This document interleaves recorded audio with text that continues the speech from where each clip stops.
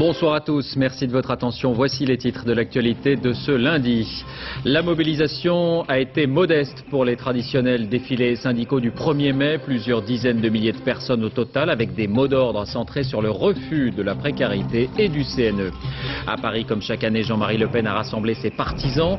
Le président du Front National a fustigé une crise de régime. Sa fille, Marine Le Pen, indique que le mouvement se prépare à des élections anticipées.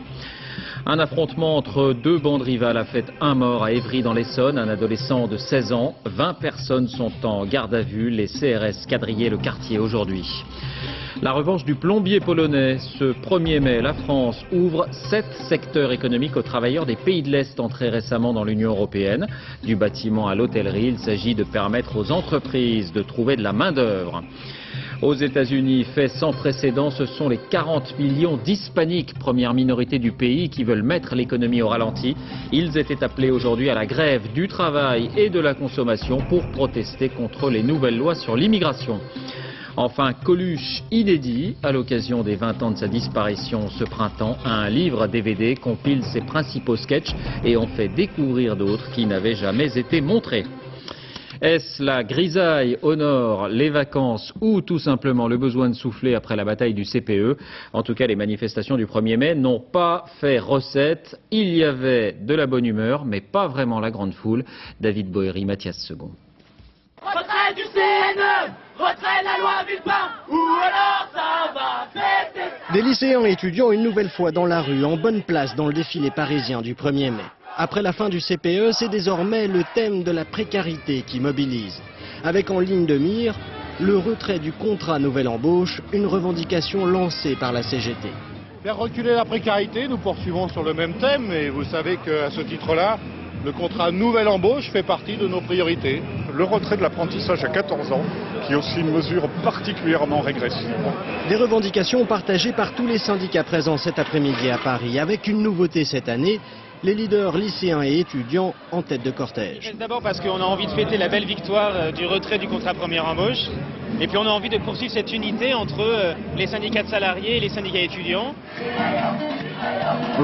La fête du travail, en musique et en quelques pas de danse. Car pour les militants, le traditionnel défilé du 1er mai a cette année une saveur particulière. C'est la lutte contre tout et aujourd'hui la lutte c'est contre le CNE, avec tous les jeunes qui se sont battus contre le CPE. Des rangs nettement plus clairsemés que lors du mouvement contre le CPE. Mais à Paris, toutes les confédérations ne participaient pas au défilé. Peut-être certaines organisations sont fatiguées, se reposent en cette journée du 1er mai pour recharger les batteries. Entre 15 et 30 000 personnes sur les pavés parisiens, c'est un peu moins que l'année dernière. Mais la participation est satisfaisante pour les organisateurs. Un jour de pluie et de week-end prolongé. Dans les régions, on a compté une centaine de défilés et parfois les leaders étudiants et syndicaux se sont disputés la tête de cortège. Image de nos correspondants, commentée par Luc Bazizin. Début de manifestation plutôt chaotique à Montpellier. Agitation et bousculade, les étudiants et la CGT se disputent la tête de cortège. Ils auraient pu être avec nous depuis le départ et aujourd'hui ils ne le sont pas. Et aujourd'hui on se tape dessus alors ça sert à rien. Ou ils nous laissent passer de vagues, on marche, on démarre, ou alors ils démarrent et on le fait tranquillement. Dans les rues de Lille, cette banderole reflète la couleur de ce 1er mai. Le CPE est enterré depuis moins d'un mois, alors ici aussi les manifestants placent ce défilé sous le signe de la lutte contre la précarité. Il faut se battre vraiment contre la précarité pour le plein emploi. Seulement 1 millier de Lillois dans les rues. À peine plus nombreux à Rennes, environ 1500 manifestants suivaient ce cortège unitaire. Les parapluies étaient de sortie, les lycéens et étudiants aussi. Ce sont eux qui avaient bloqué les premiers leur université pour s'opposer au CPE. On a gagné, on peut gagner encore. Bain de jouvence et ambiance de fête à Lyon, où les jeunes, là aussi, ont tenu à participer à ce défilé du 1er mai. En tout, 2500 personnes qui ne baissent pas les bras. Moi, depuis mai 68, j'étais pas descendu dans la rue, mais j'ai fait les 5 manifs précédentes contre le CPE. Hop. Et maintenant, je viens pour la suite. La présence des jeunes étudiants en tête de manifestation, ça c'est une première. Lycéens, étudiants et salariés s'affichent déterminés à se faire entendre. Le monde célèbre également la fête du travail. À Moscou, comme d'habitude, on a ressorti les drapeaux rouges. Ce sont les nostalgiques de l'URSS et du communisme qui menaient le défilé, mais qui est allé bien au-delà. Au total, 1 million de personnes dans tout le pays ont marché contre la pauvreté. C'était le thème du jour. Et puis, image de Téhéran, où le nucléaire n'est pas le seul sujet politique du moment. La preuve, plusieurs milliers d'Iraniens ont défilé pour protester contre la généralisation des CDD, des contrats à durée déterminée, et aussi contre le retard dans le versement des salaires. En France, ce 1er mai est aussi depuis plusieurs années un jour de mobilisation pour le Front National. Jean-Marie Le Pen a rassemblé entre 3 000 et 12 000 personnes devant l'Opéra Garnier. Arnaud Boutet, Chloé Lecomte. Au Front National, les admirateurs ne sont pas toujours encouragés. Vive la France aux Français! Tu dégages. Tu dégages, tu fais de la provocation devant les journalistes. Tu n'es pas là pour servir la soupe à la presse de gauche.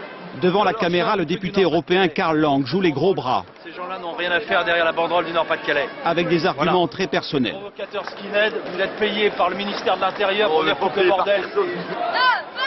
Voici l'image respectable que le Front National souhaite communiquer. Cette année, Jean-Marie Le Pen a fait fabriquer des centaines de petits panneaux avec ce slogan. Lancé par le Front il y a 20 ans, repris cette année par Nicolas Sarkozy et Philippe de Villiers. De Villiers, il est très bien quand il pense comme nous. Le cortège est clairsemé. Quelques milliers de fidèles lancent un SOS, souvent social, au pouvoir public. Qu'on s'occupe des pauvres en Afrique, c'est très bien. Et on devrait d'ailleurs les aider là-bas. Mais on ne s'occupe pas de nos pauvres ici. Ils découvrent tout d'un coup qu'il y a plein de pauvres. Dans l'affaire Clearstream, les dirigeants FN évoquent à leur tour une crise de régime. Bonjour. Il n'est pas impossible que la ruine du système entraîne des élections anticipées, soit présidentielles, soit législatives. Jean-Marie Le Pen va plus loin et réitère son éternel refrain « Sortez les sortants ». Les plus hautes personnalités sont mises en cause. La République vacille. Il est temps de changer les choses avant que le pays ne se disloque et ne se décompose. Devant Jeanne d'Arc, il dit croire en la victoire. À 77 ans, les sondages lui sont aujourd'hui beaucoup plus favorables qu'en 2001, un an avant la présidentielle. À l'Elysée s'est déroulée la cérémonie de présentation du muguet. Jacques Chirac s'est fait offrir à cette occasion des produits agricoles. Et devant les exploitants, il s'est notamment félicité de la reprise de la consommation de volailles en France. Un mort, un blessé grave, un affrontement entre deux bandes rivales a dégénéré la nuit dernière à Évry, dans l'Essonne. La victime est un adolescent de 16 ans. Le maire de la ville, Manuel Valls, a rencontré ses parents. Il a lancé un appel au calme. Aurélia Guillemin, Daniel Lévy. Sur le sol, les nombreuses traces de sang encore visibles témoignent de la violence de la rixe qui s'est déroulée cette nuit. Vers 1 h du matin, près de ce terrain vague, une vingtaine d'adolescents issus de plusieurs quartiers d'Évry et de Courcouronnes se sont affrontés à l'arme blanche. Il y aurait eu des coups d'échangés, des jets de projectiles. Des riverains auraient appelé les services de police qui seraient intervenus très vite. Et ils ont constaté qu'un jeune garçon, âgé de 16 ans et demi, était décédé. Un mort et 2 blessés. Des jeunes du quartier des Pyramides d'Évry auraient été pris à partie par ceux de la cité du Canal à Courcouronnes. L'origine exacte de l'affrontement reste à préciser, mais il semble qu'une rivalité ancienne les opposait. Aujourd'hui, la famille de la victime appelle au calme. On ne veut pas de vengeance, quoi. Non, on ne veut pas de vengeance, surtout. On ne veut pas ça du tout, du tout. Entre dire ses grands frères ou bien les copains qui disent qu'ils vont se venger, ou bien vont venger la mort. Non, on ne veut pas ça. Nous, on veut que du calme, finalement. Mon fils, il est mort gratuitement. Je veux qu'on arrête l'auteur et que ça s'arrête là. Le principal suspect du coup de couteau mortel est âgé de 16 ans et demi. Il a été placé en garde à vue comme 19 autres personnes mineures pour la plupart. Cet après-midi, les maires d'Évry et de Courcouronnes ont conjointement condamné cet acte de violence. Nos jeunes fréquentent souvent les mêmes collèges et les mêmes lycées, donc tout simplement nous sommes dans une démocratie, une république civilisée, et donc on ne peut pas accepter qu'il y ait des frontières imaginaires entre les quartiers. Ce soir, à Évry et Courcouronnes, les patrouilles de police ont été renforcées pour parer à tout incident. En bref, un crime qui consterne et intrigue la Suisse. L'ancienne championne de ski Corinne Reybellet a été assassinée hier soir dans son chalet familial de la petite station de Crozet dans le Valais. Son frère a également été tué, sa mère blessée est hospitalisée. L'auteur des coups de feu a pris la fuite, mais la piste d'un crime passionnel semble privilégiée. La police a en tout cas lancé un mandat d'arrêt contre le mari de l'ancienne skieuse. Ils étaient séparés depuis 10 jours. Corinne Reybellet, rappelons-le, avait remporté 5 épreuves de Coupe du Monde avant de prendre sa retraite il y a 3 ans. En France, c'est ce qu'on pourrait appeler la revanche du plombier polonais. Contrairement à une idée reçue lorsque plusieurs pays de l'Est ont intégré la communauté européenne il y a 2 ans, les restrictions à l'entrée des travailleurs n'ont pas été levées dans la plupart des grandes nations de l'Union. Eh bien, la France a décidé d'ouvrir la porte à partir de ce 1er mai dans 7 secteurs économiques. Objectif, trouver de la main-d'œuvre pour les entreprises qui n'arrivent pas toujours à recruter. François Baudonnet, Jacques Gérard. Voici ce qui faisait peur à l'Europe de l'Ouest. Des centaines de Polonais candidats à l'exil. Nous sommes en juin 2004 et la Pologne vient à peine d'entrer dans l'Union. Tragique. En Pologne, le marché du travail est dans une situation tragique. Seulement voilà, ces images de recrutement sont trompeuses. 2 ans après l'entrée des 10 nouveaux pays membres, l'invasion n'a pas eu lieu. Les travailleurs de l'Est représentent aujourd'hui en moyenne moins de 1% de la population active de l'Europe des 15. Car contrairement aux fantasmes, les plombiers polonais ne sont pas tous partis. Regardez tous ces bâtiments. Ils ont été construits il y a plus de 20 ans. Et à l'intérieur, tout est en train d'être refait. Les fenêtres, la plomberie, etc. Donc, il y a du travail pour nous en Pologne.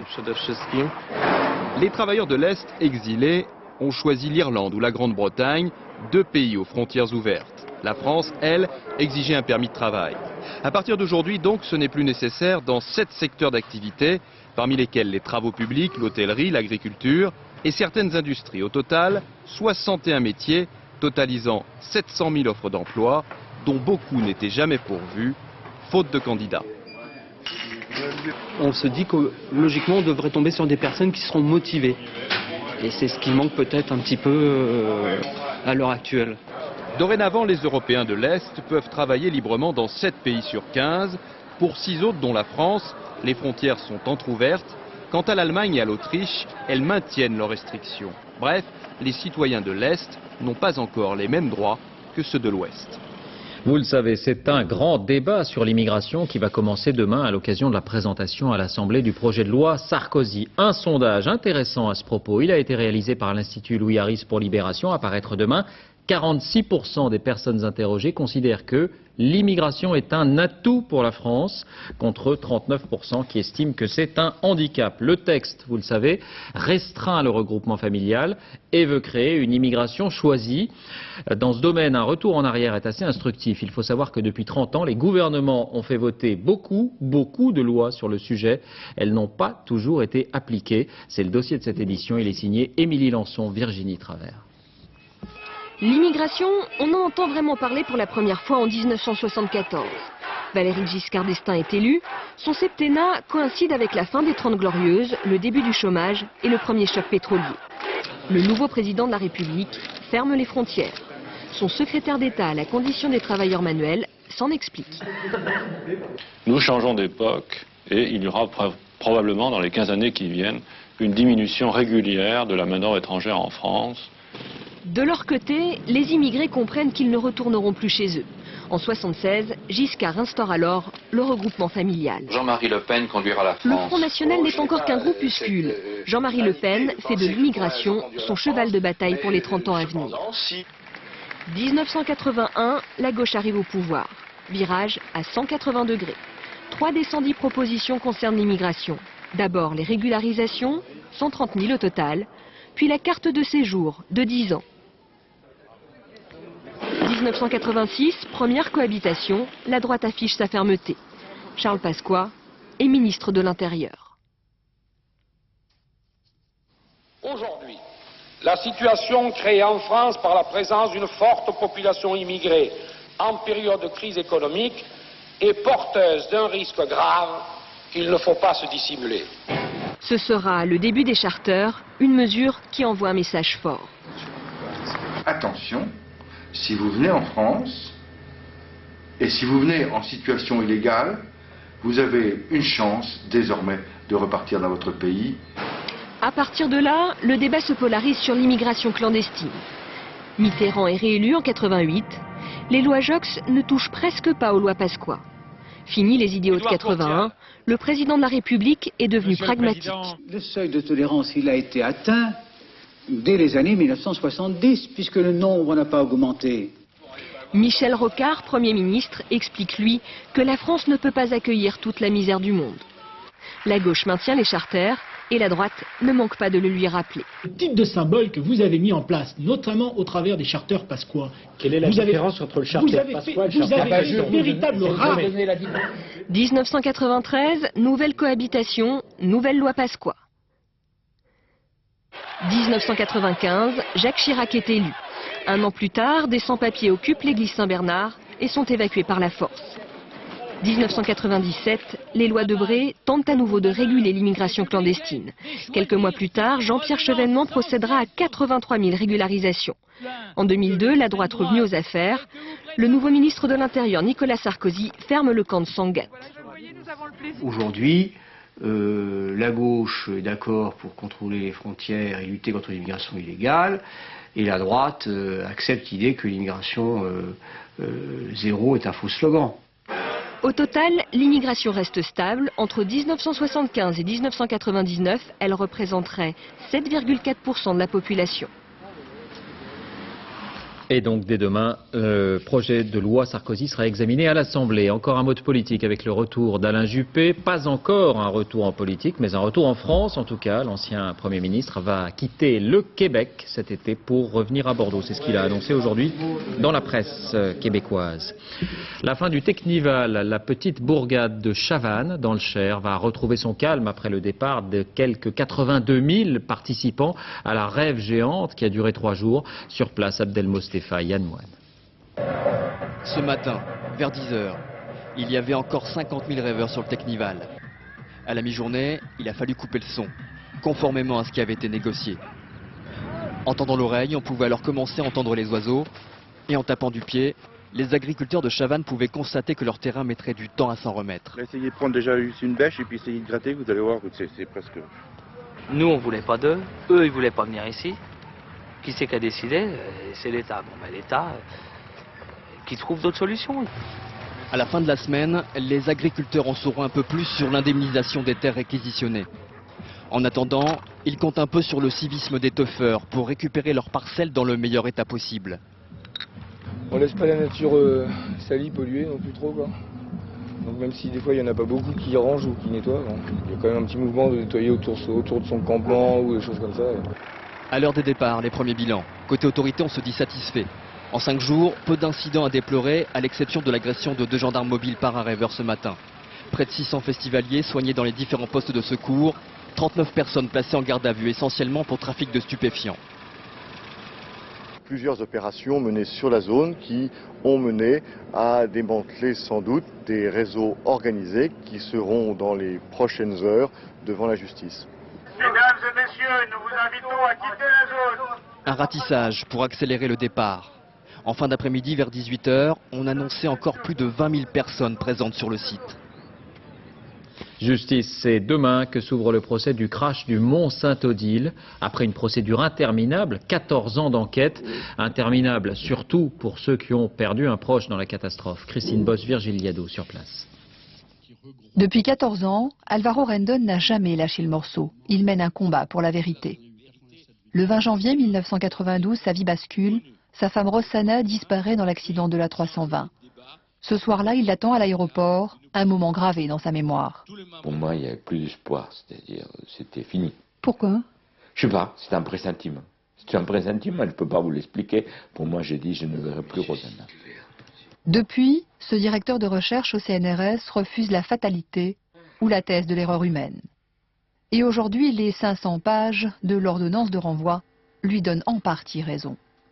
Tous les avions dans le monde avaient l'alarme de proximité de sol. Pourquoi la France a été la seule? Enfin, rien qu'à lire ça, on s'est dit, mais flûte, c'est quand même... enfin, c'est assez incroyable. C'est-à-dire, c'est parfois... hallucinant de lire ça. Au sein de sa deuxième famille, l'association ECHO, Alvaro a connu 14 ans de doute, de lutte et de coups de gueule avant de voir le bout du tunnel. On s'est battu pour avoir un procès tout en sachant que c'était un droit. On s'est battu pour un droit et maintenant on se bat pour que les gens qui ont des responsabilités répondent devant la justice. S'ils sont coupables, qu'ils soient condamnés. Et comme dans toutes les familles, il y a des réunions incontournables. Beaucoup de gens me racontent. Le pèlerinage annuel sur les lieux de l'accident, douleur et émotion.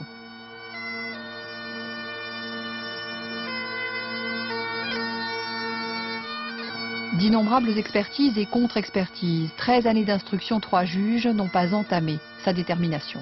Ce n'est pas la vengeance qui nous mène. C'est simplement le désir que la vérité soit connue et qu'on ne vole pas leur mort. Pour son fils, et parce que Rossana et toutes les autres victimes ne peuvent être mortes pour rien, Alvaro Rendón aborde ces 2 mois de procès avec une détermination farouche. À l'étranger, d'abord, la grève sans précédent des hispaniques aux États-Unis, confrontés eux aussi à un débat sur l'immigration. Les latinos, comme on les appelle là-bas, sont 40 millions, dont un quart de sans-papiers. C'est la première minorité du pays. Ils protestent contre les nouvelles lois sur le séjour des étrangers et veulent montrer leur force en mettant le pays au ralenti avec une grève du travail, mais aussi de la consommation. Sur place, Alain Chalvron, Aaron Diamond. Des milliers de latinos dans les rues de Milwaukee, dans le nord des États-Unis, et ce bien que plusieurs organisations hispaniques et l'Église catholique aient refusé de s'associer à cette journée sans émigrés par peur d'un effet boomerang. Un peu partout dans le pays, ici à Miami, on prépare ces grandes manifestations qui devraient marquer cette journée d'action. À New York, c'est une chaîne humaine bigarrée qui a envahi les rues de Manhattan avec, comme partout, le drapeau américain brandi haut et fort. Dans les quartiers latinos vidés et déserts, les journaux appellent au boycott. Les magasins sont pour la plupart fermés et les rares passants sont des travailleurs désœuvrés qui ont pris le risque de déplaire à leurs employeurs pour montrer qu'ils sont indispensables.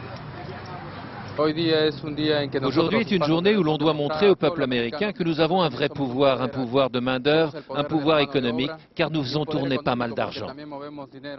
Dans les magasins ouverts, on n'est pas très fiers et on ne fait pas de bonnes affaires. La journée d'action, c'est aussi un boycott de la consommation. Nous sommes ouverts aujourd'hui pour quelques heures parce qu'on attend des livraisons. De toute façon, il n'y a pas beaucoup de clients. Mais ça ne veut pas dire que nous ne sommes pas solidaires de notre communauté. Les hispaniques prennent un risque avec cette épreuve de force. Certains, dans l'Amérique profonde, s'inquiètent déjà et parlent de faire de cette journée sans latinos le prélude à une société sans latinos. Le sujet, en tout cas, divise profondément le pays. En Arizona, État frontalier du Mexique, des Américains s'organisent en brigade pour surveiller les frontières et traquer les clandestins. Nos envoyés spéciaux, Pascal Golomer et Tristan Lebras, ont rencontré Jackie Lazo. Elle a l'âge d'être grand-mère. Elle est venue du Colorado, pistolet à la ceinture, prêter main forte aux troupes locales. Voici leur reportage. Aujourd'hui, on sera dans le secteur Bravo. On va d'abord voir les consignes de sécurité et ensuite votre position. C'est l'heure du briefing. Les miliciens se préparent au pire. Mais leur mission, c'est de monter la garde, tout près de la frontière mexicaine, et de repérer les immigrés. Depuis un an, Jackie en est à son 3e séjour ici, à plus de 1000 km de sa maison du Colorado. Aujourd'hui, elle fait équipe avec Bob, un ancien militaire. On veut tenter de protéger la frontière, défendre notre pays, parce que nous sommes littéralement envahis. Et vous croyez vraiment que ce que vous faites est efficace? Oui, ça marche très bien. Tous les jours, nous repérons des clandestins et nous prévenons les gardes frontières. On leur donne un sacré coup de main. Les miliciens vont se répartir sur une petite bande de quelques kilomètres de large seulement, le long d'un chemin qui surplombe une vallée désertique face à la frontière. Position numéro 15. Bob et Jackie s'installent pour 6 heures de guet. Une mission qu'ils prennent très au sérieux, persuadés qu'en dénonçant le moindre clandestin, ils rendront un grand service à leur pays. On n'a pas les moyens avec nos impôts d'aider tous ces clandestins. On doit d'abord s'occuper des Américains et de ceux qui sont ici légalement. Il y a tellement de gens qui n'ont pas les moyens d'aller voir un médecin, mais ces clandestins, eux, se font soigner gratuitement dans nos hôpitaux. Les femmes enceintes viennent même exprès pour accoucher ici. Pour repérer ce groupe de Mexicains, les gardes frontières n'ont pas eu besoin des miliciens. La routine. Chaque année, le long de cette frontière, ils arrêtent 1 million de clandestins qui tenteront à nouveau leur chance un peu plus tard. Un jeu du chat et de la souris, jeu dangereux quand il fait 45 degrés à l'ombre. C'est pour cela que d'autres bénévoles américains sillonnent les pistes de la région. Ils approvisionnent plus de 60 points d'eau pour limiter le nombre de clandestins qui meurent chaque année en plein désert. Plus de 200 l'an dernier. Un geste humanitaire et un pied de nez aux miliciens. Ces gens ne se rendent pas compte que leurs parents, leurs grands-parents, leurs ancêtres étaient des immigrés. Tous ceux qui vivent aux États-Unis aujourd'hui sont des immigrés, sauf les Indiens comme moi. Nos miliciens n'ont repéré aucun clandestin aujourd'hui. Mais ils viennent de découvrir autre chose. 50 kilos de marijuana, abandonnés par un passeur, sans doute repéré quelques heures plus tôt.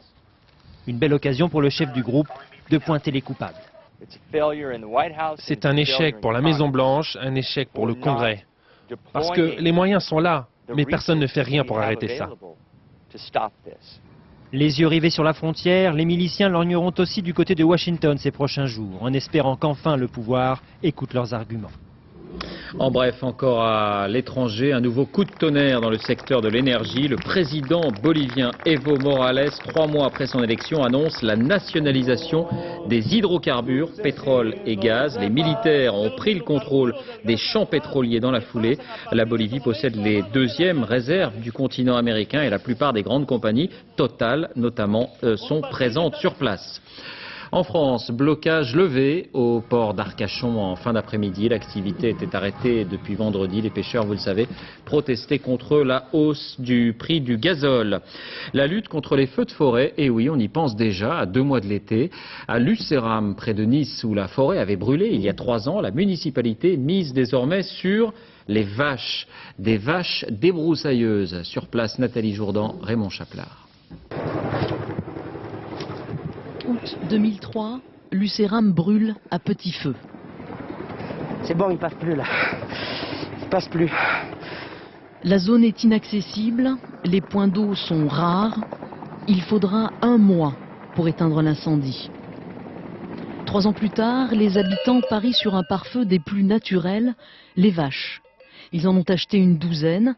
Une fois les terrains débroussaillés par l'homme, il n'y a plus qu'à laisser les ruminants brouter sous l'œil d'Auguste, le berger. Les parties donc pâturées restent propres pour la simple et bonne raison, c'est qu'ici la chaleur donc est assez importante l'été et l'herbe ne pousse plus. Émile Tilly a investi dans le troupeau.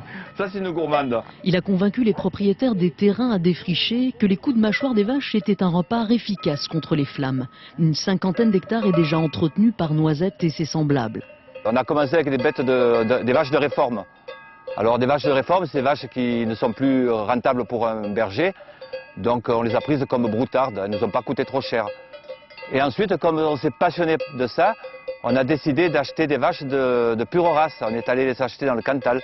Ce retour au pastoralisme n'a rien de folklorique. Les vaches paissent précisément là où le feu a pris l'habitude de passer. On n'est pas sûr de ne pas avoir de feu, mais notre objectif c'est de le contenir et de mieux le combattre si jamais il y en a un autre. Dans quelques semaines, les vaches iront plus haut, là où l'herbe est plus verte. À Lucéram, on espère que les pompiers n'auront pas à prendre la relève. La foire de Paris se poursuit à Paris, la foire de Paris avec une question: comment devient-on inventeur? Comment naît la passion et le savoir-faire? Evelyne Goldman et Olivier Robert ont rencontré 3 d'entre eux. Alors vous pouvez faire n'importe quel mouvement, il reste toujours à la bonne place. Au concours Lépine, le spectacle est permanent. Voyez cet inventeur. Il a conçu ce short de travail qui protège les genoux et s'adapte à votre taille. Liberté de mouvement que vous n'avez pas avec un pantalon long. Une fois que c'est rentré dans les mœurs, le type ne le quitte plus. Et cette idée de génie lui est venue simplement parce qu'il est couvreur. Un jour, il est tombé du toit. J'ai déchiré mon pantalon long et là j'étais sur la toiture. Et là, le bon Dieu m'a donné cette vision du short que j'ai là. Rendre la vie des personnes handicapées plus facile, c'est le but recherché par la majorité des inventeurs. Cette petite voiture vous permet de conduire sans quitter votre fauteuil roulant. Ce serait pour mon frère qui est handicapé et qui se déplace actuellement dans un véhicule, mais où il peut rentrer avec son fauteuil et il faut qu'il y ait quelqu'un d'autre qui conduise. Ça, c'est un véhicule qui lui permettrait d'être complètement autonome. C'est d'une table extraordinaire, regardez. Et elle tient dans une desserte de 50 cm. Quand on la déplie, on peut loger jusqu'à 10 personnes. Lui est ébéniste d'art, des idées, il en a tout le temps. Je prends un objet tel qu'il est et je me dis, mais comment je pourrais l'améliorer? Est-ce que je peux trouver une solution pour qu'il soit mieux fait, plus pratique, moins gros, moins encombrant, etc. Et ça, c'est passionnant, ça. Point commun entre tous ces hommes, vouloir changer le monde et le rendre plus pratique. Les vacances, elles, continuent si vous avez la chance d'habiter dans la zone A, Caen, Grenoble, Lyon, Montpellier entre autres. L'occasion pour certains de s'offrir des sensations fortes comme un premier saut en parachute. Le nombre de ces baptêmes augmente chaque année. Exemple près de Strasbourg, Édouard Bergeon, Nicolas Froner. Qui ne s'est jamais pris un jour pour un oiseau? Voler de ses propres ailes, la tête dans les nuages. Penser si fort à son rêve qu'il devient soudain réalité. Mais ce n'est qu'un rêve, retour sur Terre. Diane et Camille se sont réveillés avec une idée fixe, faire le grand saut, leur baptême de parachute. Les deux sœurs de 17 et 18 ans veulent suivre les traces de papa. Un para de l'armée à la retraite, 700 sauts au compteur, une histoire de famille, disent-elles. Alors au moment de s'harnacher, c'est la revue des troupes, car papa le vieux para est inquiet. Ok pour Diane, sa fille cadette, négatif avec Camille. Contrairement à son premier vol à l'époque, ses filles vont sauter en tandem. C'est le pilote qui va se charger de gérer le stress à la sortie, puis l'ouverture, et puis toute la promenade sous voile. Donc je suis moins inquiet pour mes filles que je l'étais pour moi. Un quart d'heure de vol pour monter à 4000 mètres et faire monter la tension. Là, je suis super stressée. Ça monte. Moi, ça va, là, encore. J'ai hâte de sauter, mais je suis pas encore trop stressée. Température extérieure, moins 15 degrés. Et c'est parti pour une minute de chute libre à plus de 200 km/h.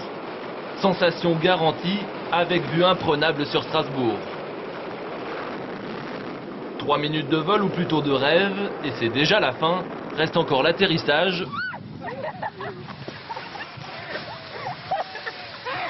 Impression. On se rend compte quand on est là, oh, je vois des gens tout petits et il y a beaucoup de plaisir, quoi. Diane et Camille ont réalisé leur rêve et continuent de rêver éveillés de parachute. Une histoire de famille, disent-elles. Coluche était une vedette de son vivant. Après sa disparition, il est devenu un monstre sacré, une référence. La fera 20 ans ce printemps. À cette occasion, un livre DVD crée l'événement en proposant plusieurs sketchs inédits. Voici l'un d'entre eux, Sophie Jouve, Didier Dahan. Dieu a dit, il y aura des hommes blancs, il y aura des hommes noirs, il y aura des hommes grands, il y aura des hommes petits, il y aura des hommes beaux, il y aura des hommes moches, et tous seront égaux. Mais ça ne sera pas facile. Et il a ajouté, il y en a qui seront noirs, petits et moches, et pour eux, ça sera très dur.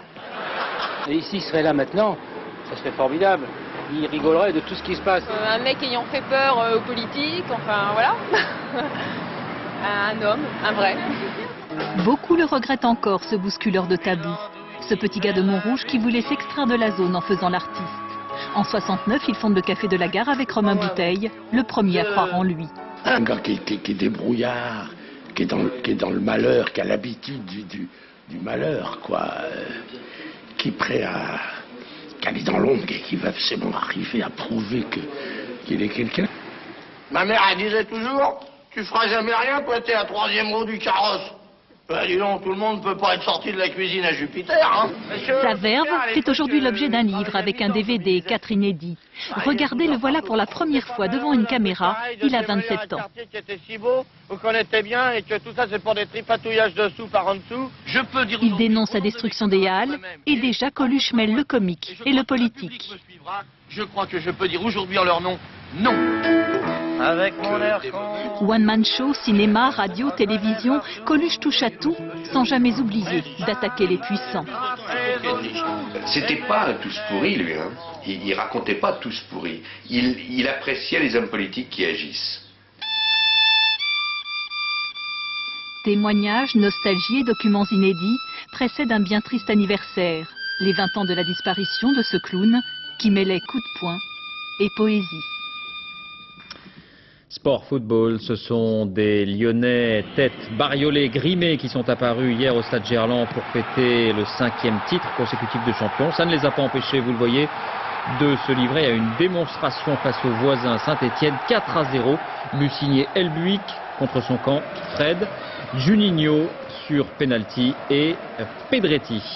Et puis l'image du week-end, comme chaque lundi, c'est un but douloureux dans tous les sens du terme. Chris Brass, joueur-entraîneur d'un club de 3e division anglaise, vous le voyez, il veut dégager le ballon, mais il est un peu maladroit. Le tir rebondit sur son propre visage, entre dans les filets de son gardien.